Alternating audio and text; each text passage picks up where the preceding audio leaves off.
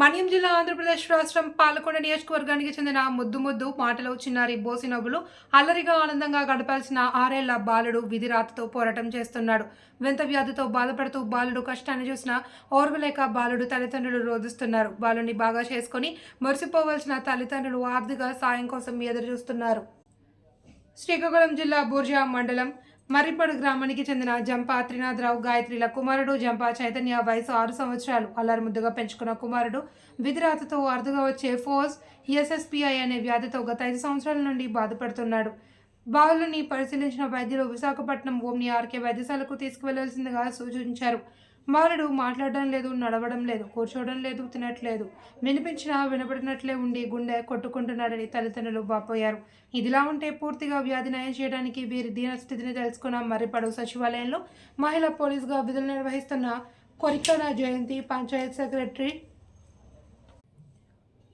Are Hitendra Kumar, విఆర్ఏడివి Ramanamma, welfare education assistant D Rajasekhararao, AHA Subbarao, హేమలతలు మాట్లాడుతూ సహాయం కోసం మీ కుటుంబం ఎదురు చూస్తుంది. దయగల దాతలు సహాయపడాలి అనుకుంటే నేరుగా వారి చరవాణి 9502254378 ఫోన్పే లేదా గూగుల్ పే ద్వారా ఆదుకోవాలి అని కోరారు. మాకు ఏ వ్యాధి అనేది నిర్ధారణ చెప్పలేకపోతున్నామమ్మా. ఈ బాబుకు ఒక టెస్ట్ చేయాలి. ఆ టెస్ట్ చేస్తే దాని ద్వారా అది వ్యాధి అని మాకు కన్ఫర్మ్ అవుతుందని వాళ్ళు చెప్పారండి.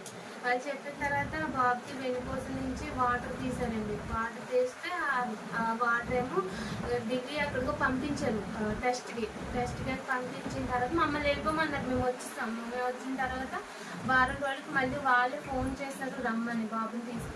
బాబుని తీసుకొని వెళ్ళామండి. బాబుని తీసుకొని వెళ్తే ఇది ఎస్ఎస్పి అమ్మ బ్రెయిన్ వైరస్, ఇది వెన్నుపూస నుంచి వాటర్ ద్వారా అది బ్రెయిన్కి సోకిందని చెప్పారండి. అది పుట్టినప్పటి నుంచే ఉన్నదంట.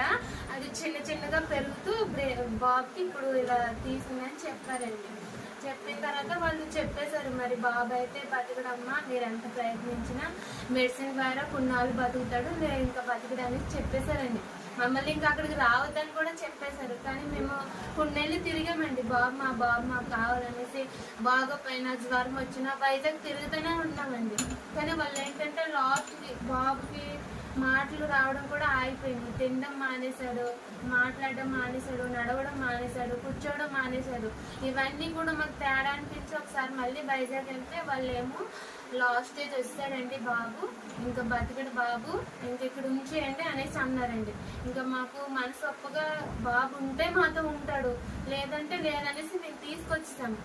ఆ తర్వాత మా ప్రయత్నాలు మేము చేస్తూనే ఉన్నాం. విజయవాడ, గుంటూరు, మళ్ళీ హైదరాబాదు, ఇటు చెన్నై సైడు, తమిళనాడు అన్నీ కూడా తిరిగి అలసిపోయాం. ఎక్కడ కూడా మెడిసిన్ లేదనేసి అన్నారు బాబుకి.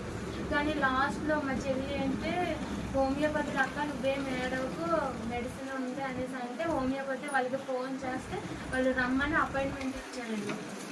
ఆ లాస్ట్ స్టేజ్లో బాబుని తీసుకుని వెళ్ళాం మేము. లాస్ట్ స్టేజ్లో తీసుకుని వెళ్తే ఆ డాక్టర్స్ కూడా అన్నారు ఎలాగైంది, ఎన్ని నెలల నుంచి అయిందంటే ఇలాగ అవుతుందంటే 9 నెలల నుంచి. అంటే మీరు ఫస్ట్లోనే తీసుకురావాల్సిందే, మేము ఈ కేసులో డీల్ చేస్తాం కాబట్టి లెగ్ తీసేద్దామమ్మ, లాస్ట్ స్టేజ్లో తీసుకొచ్చారు కాబట్టి ఇది తగ్గుతుందని నేను చెప్పలేను, కానీ నేను మెడిసిన్ అయితే ఇస్తాను, బాబుకి ట్రీట్మెంట్ అయితే చేస్తాను, ఆ తర్వాత దేవుడి దయ అనేసి అన్నారండి. ఆ మెడిసిన్ వాడిని కానించి ఫిక్స్ అంటే ఎక్కువ రావడం లేదు. ఇవి 24 అవర్స్ ఇలా వస్తేనే అలా మత్తులోనే పడుకొని ఉంటాడు. ఆహారం పొద్దున్న 2 ఇడ్లీలు, 1 గ్లాస్ పాలు తాగుతాడు, మధ్యాహ్నం 1 గ్లాస్ జ్యూస్ తాగుతాడు, రాత్రికి ఎంత డబ్బు ఖర్చు పెట్టినా సరే మా బాబు కావాలి. ఉన్న బంగారం ఏంటి, ఇల్లేంటి, పొలాలేంటి అన్ని తాకట్టేసి నాకు నా బాబు కావాలి. నా చిన్న కొడుకు బయటికి వెళ్ళి ఆడాడండి. నా అన్నయ్య ఇక్కడ ఉన్నాడు, నేను వెళ్ళనమ్మా అనేసి టీవీ వేసుకుని బొమ్మలు వేసుకుని వాడి పక్కనే పడుకుంటాడు. నైట్ కూడా నా చిన్న కొడుకు అంత వేదన అనుభవిస్తున్నాడు. ఇద్దరు కూడా రామలక్ష్మణుడు తిరిగేటోళ్ళండి.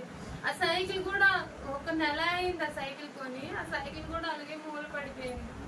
ఆ చిన్నోడైతే అన్నయ్యలే కానీ ఎప్పుడు ఆడుతావు నాతో, ఎప్పుడు నా అన్నయ్య డాన్స్ వేస్తాం, మీరు అన్నీ ఆడుకుందాం అనేసి అంటూనే ఉంటాడు 24 గంటలు. మాకు ఎందుకంటే ఈ బాధ.